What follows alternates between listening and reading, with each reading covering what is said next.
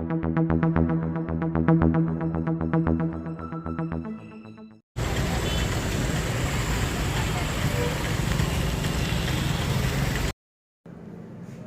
Good morning.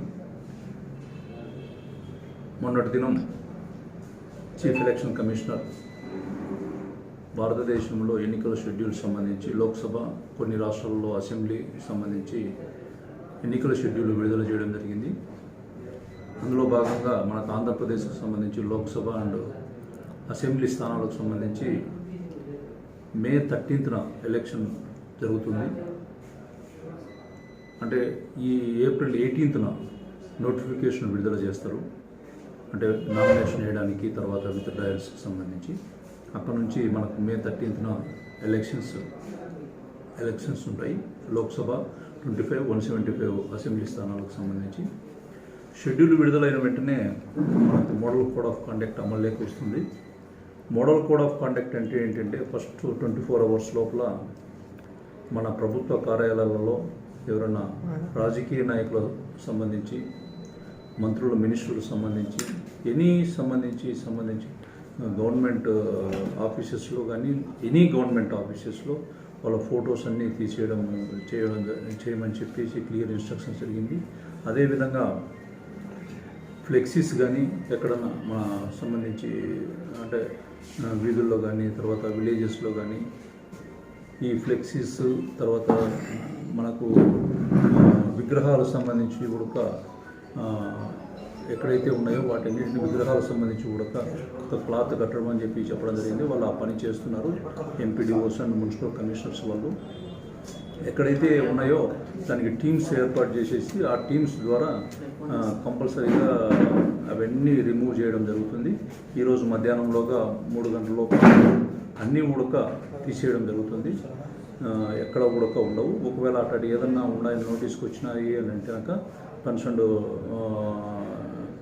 Concern officer దాని మీద action తీసుకుంటారు. 48 అవర్స్ అయిన తర్వాత ఎవరన్నా కానీ సంబంధించి ఇంకా తీసేయకోకుండా ఎవరైనా ఇన్స్టాల్ చేసిన కూడా మోడల్ కోడ్ ఆఫ్ కాంటాక్ట్ కిందకి వస్తుంది. కాబట్టి వాళ్ళపైన చర్య తీసుకోమని చెప్పేసి మనకు ప్రతి కాన్స్టిట్యున్సీలో కూడా 3 ఎంసీసీ టీమ్స్ తిరుగుతూ ఉంటాయి. ఎంసీసీ టీమ్స్లో ఎండిఓ ఆధ్వర్యంలో ఉంటారు. ఎండిఓ సంబంధించి వాళ్ళు కంపల్సరీగా ఎక్కడైతే model code of conduct violation జరుగుతుందో కంపల్సరీగా వాళ్ళ కింద యాక్షన్ తీసుకోమని చెప్పేసి మనకు రిపోర్ట్ ఇవ్వడం జరుగుతుంది కన్సర్న్ పోలీస్ స్టేషన్లో. ఆ model code of conduct violation జరిగితే కంపల్సరీగా మేము కేసు నమోదు చేస్తాం. కాబట్టి ప్రతి ఒక్కరూ కూడా దాన్ని పాటించాలని చెప్పేసి election commission of India already వాళ్ళకు కూడా ఇన్స్ట్రక్షన్స్ ఇవ్వడం జరిగింది. అదేవిధంగా మనకు చెక్ పోస్టులు ఏర్పాటు చేయడం జరిగింది. మన పొలంనేరు సబ్ డివిజన్ సంబంధించి ఇప్పుడు ఎస్పీ గారు అంటే చిత్తూరు జిల్లా ఎస్పీ గారు కొన్ని ఇవ్వడం జరిగింది. అందులో మెయిన్గా మనకు గుడిపల్లి చెక్ పోస్ట్ ఒకటి, గన్రాజపల్లి చెక్ పోస్ట్ ఒకటి, తర్వాత కాలువపల్లి ఒకటి, పుంగునూరు దగ్గర ఒకటి, రాజుపల్లి ఒకటి, తర్వాత వీకోటలో ఒక చెక్ పోస్టు ఇప్పుడు ప్రజెంట్ ఎరెక్ట్ చేయడం జరిగింది.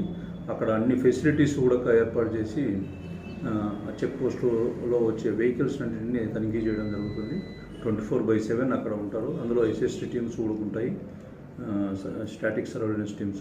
ఇవి కాకుండా ఫ్లయింగ్ స్క్వాడ్స్, తర్వాత వీడియో సర్వేలెన్స్ టీమ్స్ కూడా మన సంబంధించి ఆర్ఓ మేమంతా కలిసి కూడా ఒక లిస్ట్ ఇవ్వడం జరిగింది. వాళ్ళందరూ ఆ టీమ్స్ అన్నీ కూడా ఈ కాన్స్టిట్యున్సీలో ప్రతి కాన్స్టిట్యున్సీలో తిరుగుతూ ఉంటారు.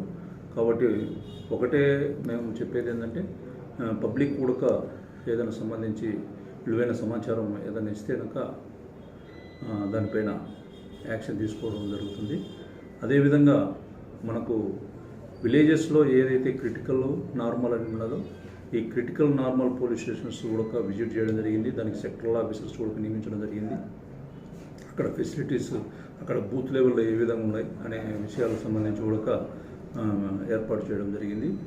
అక్కడ సంబంధించి ఆ రోజు రూట్ ఆఫీసర్స్ అవన్నీ వెరిఫై చేస్తారు.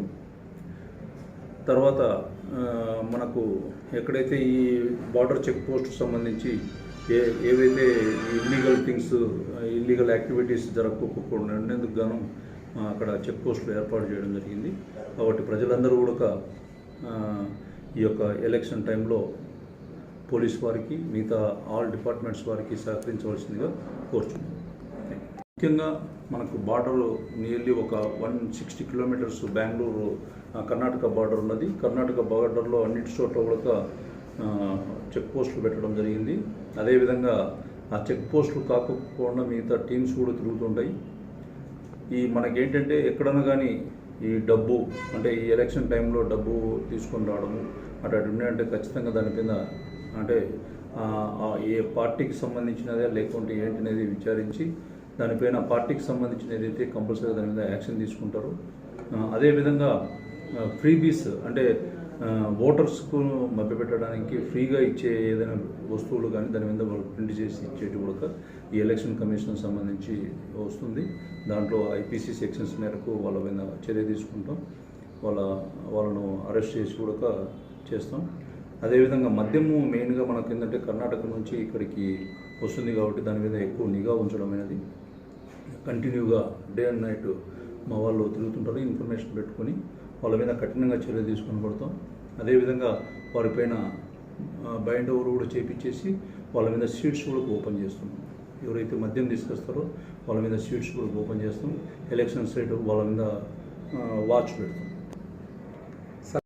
పాల్గొన్నట్టయితే అతన్ని గుడ్ బిహేవియర్లో ఉంచడానికి మనం బైండ్ ఓవర్ చేస్తాం. ఇప్పుడే కాదు ఎప్పుడైనా అంటే ఎలక్షన్స్ వచ్చినాయని కాదు మిగతా టైంలో కూడా వాళ్ళను బైండ్ ఓవర్ చేసి ఎటువంటి పరిస్థితుల్లో వాళ్ళు మళ్ళీ ఫర్దర్ అఫెన్సెస్ చేయకపోకుండా మనం వాళ్ళ గుడ్ బిహేవియర్ కోసం ఎంఆర్ఓ దగ్గర మనం పెట్టడం జరుగుతుంది. ఒకవేళ వేరే కేసులో ఇన్వాల్వ్ అయినా అంటే మనము ఏదైతే షూరిటీ పెట్టింటామో ఆ 4 ఫీచర్కి సంబంధించి మనం వాళ్ళకు ఎంఆర్ఓకు లెటర్ రాయడం జరుగుతుంది. వాళ్ళు కన్నా అమౌంట్ కట్టకపోతే రిమాండ్ కూడా పోతారు. ఆ పవర్స్ ఎంఆర్ఓ గారికి ఉన్నాయి.